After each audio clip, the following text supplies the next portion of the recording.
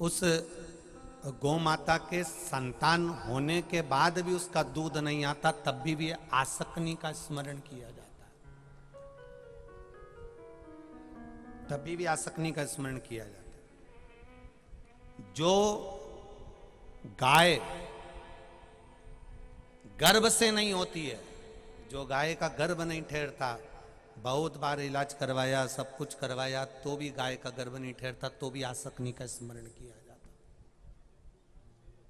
ये आसक्नी कोई साधारण नहीं है, स्त्रियों के लिए, नारियों के लिए ये एक औषधि का कार्य करती है।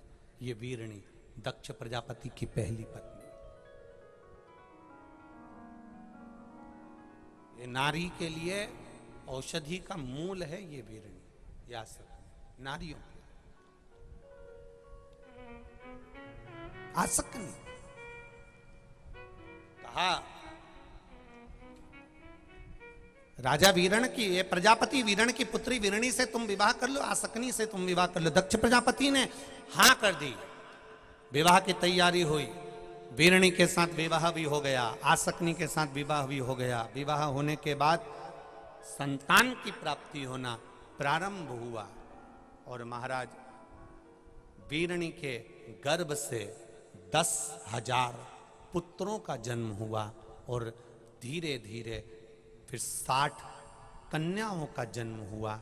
जब 59 नंबर की कन्या उसके गर्भ से प्रकट हो गई थी और 60वीं कन्या को जवाना था, तो वीरणी ने भगवान शिव की आराधना की और भगवान सूर्य की आराधना करी, माँ दुर्गा की आराधना करी, भगवान नारायण की आराधना करी, भगवान श्री गणेश की आराधना करी। ये शिव पंचायत की आराधना में जब वीरणी डूब गई,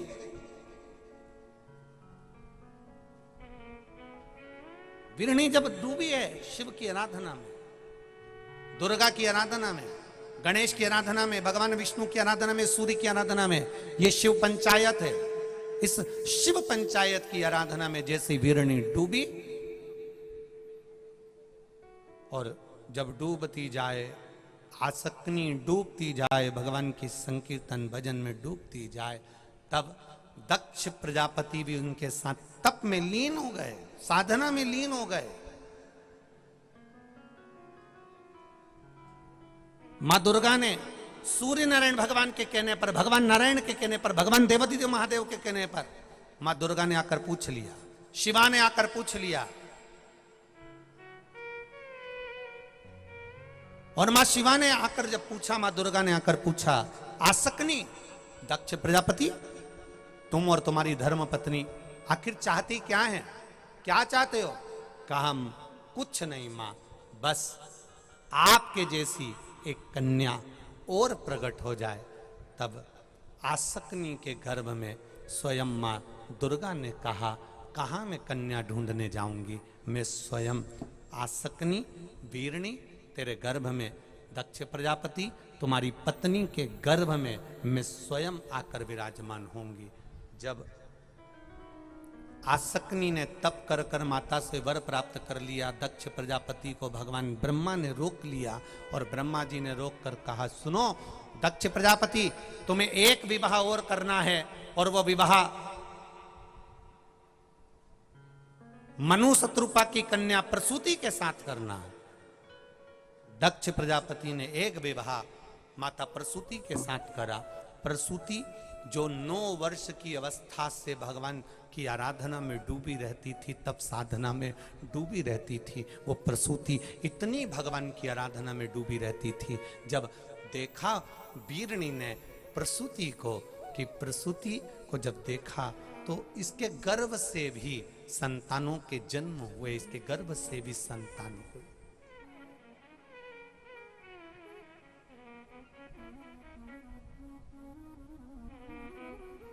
साठ बेटियों का जन्म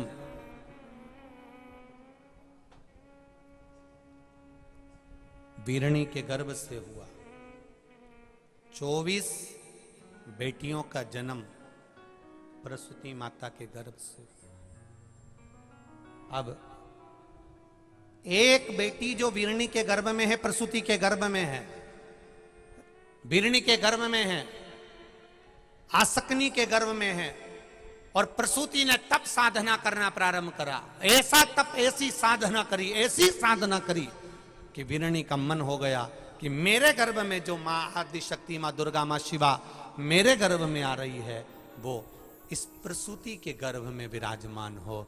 आपस में स्नेह बहुत था और आधा गर्भ माता प्रसूति का जो कुछ महीने थे वो आसकनी के गर्भ में रहे और कुछ महीने माता प्रसूति के गर्भ में रहे। तब माता प्रसूति के गर्भ से जिस कन्या ने जन्म लिया उसका नाम सती हुआ, तब उसका नाम सती प्रकट।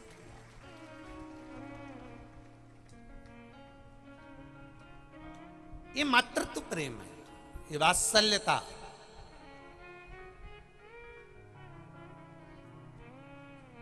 जितनी माता प्रसूति के प्रति माता सती का प्रेम है, उतना कि उतना प्रेम माता सती का बिरणी के प्रति भी।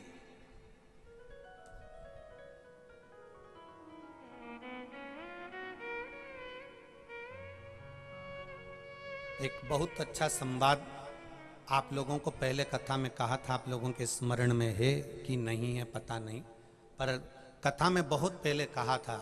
जो लोग रोज की कथा सुनते हैं उनको मालूम होगा। बेटी घर से जब विदा हो तो अपने तुलसी के क्यारे में एक घी का दिया जरूर लगवाना चाहिए। बताया था कि नहीं बताया था? कौन कौन को याद है? याद है सबको? वाह, धन्यवाद आपको, आप रोज सुनते हो उसके लिए प्रणाम है आपको। बेटी घर से विदा हो, उस बेटी से तुलसी के क्यारे में एक घी का दिया जरूर लगवाना चाहिए। और घर में बहू जब प्रवेश करे तो तुलसी के क्यारे में एक घी का दिया जरूर लगवाना चाहिए। उस घर में से कभी लक्ष्मी की कमी नहीं हो।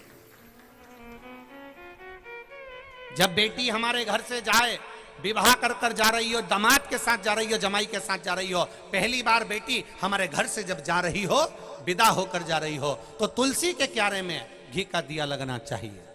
और आज के जमाने में गुरुजी तुम तो कहते हो कि तुलसी के क्यारे में घी का दिया लगवा, पर धर्मशाला से शादी करते हैं, गार्डन से करते हैं। अब मां धर्मशाला में, शादी के गार्डन में, तो स्कंद पुराण तो कहती है कि घर के तुलसी के क्यारे से बेटी के हाथ से घी का दिया जलवाकर जब हम घर से बेटी को विदा करते हैं तो हमारे घर की बेटी के पांव की लक्ष्मी हमारे घर में ही रहती है, वो जाती नहीं है।